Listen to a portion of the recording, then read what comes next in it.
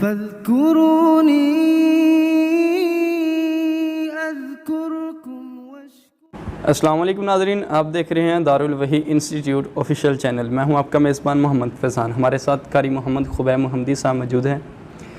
قاری صاحب، وہ کون سا وظیفہ ہے جس کو کرنے سے حمل قائم رہے؟ وعلیکم السلام ورحمۃ اللہ وبرکاتہ۔ الحمدللہ رب العالمین، بسم اللہ الرحمن الرحیم۔ محمد فیضان صاحب، آپ نے جو سوال کیا بہت ہی زیادہ اہم سوال ہے جی جی کہ حاملہ عورت کون سا عمل کرے جس سے اس کا حمل قائم رہے، ضائع نہ ہو۔ جی جی تو اس کے لیے جو قرآن مجید کی یہاں میں ایک آیت سورت المؤمنون، جی المؤمنون نوٹ کر لیں تو اس سورت کے اندر ایک آیت آ رہی ہے وَلَقَدْ خَلَقْنَا الْإِنسَانَ مِنْ صُلَالَةٍ مِنْ طِينٍ ثُمَّ جَعَلْنَاهُ نُطْفَةً فِي قَرَارٍ مَّكِينٍ۔ یہ آیت جو ہے یہ 101 مرتبہ جی 21 دن کا یہ عمل ہے، مسلسل پڑھے۔ اللہ وحدہ لا شریک خوبصورت بیٹا بیٹی یا اولاد، اچھی اولاد، نیک صالح اولاد اللہ رب العالمین عطا کرے گا، کیونکہ رب العالمین نے یہ بات بیان فرمائی ہے وَلَقَدْ خَلَقْنَا الْإِنسَانَ مِنْ صُلَالَةٍ مِنْ طِينٍ۔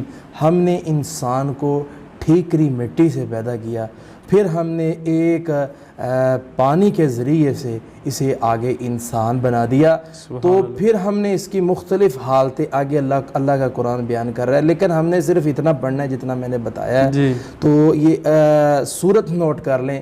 اس سورت کو جب تلاش کرنا شروع کریں گے، اس سورت کے اندر انشاءاللہ یہ آپ کو بآسانی آیت آپ کے سامنے اویلیبل ہو جائے گی قرآن مجید سے۔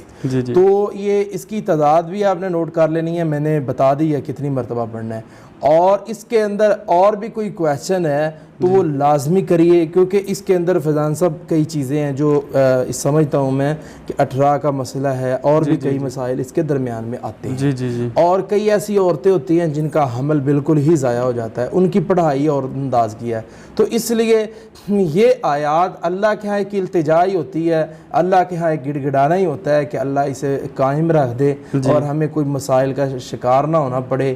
آگے جا کے آپریشن کے مسائل ہوتے ہیں تو اس سے بھی ہم بچ جائیں، تو آسانی سے اللہ اولاد عطا فرما دے۔ قائم رہنے کا یہی مطلب ہے، تو اللہ رب العالمین نیک صالح اولاد عطا فرما دے۔ آمین آمین۔ بہت بہت شکریہ قاری صاحب۔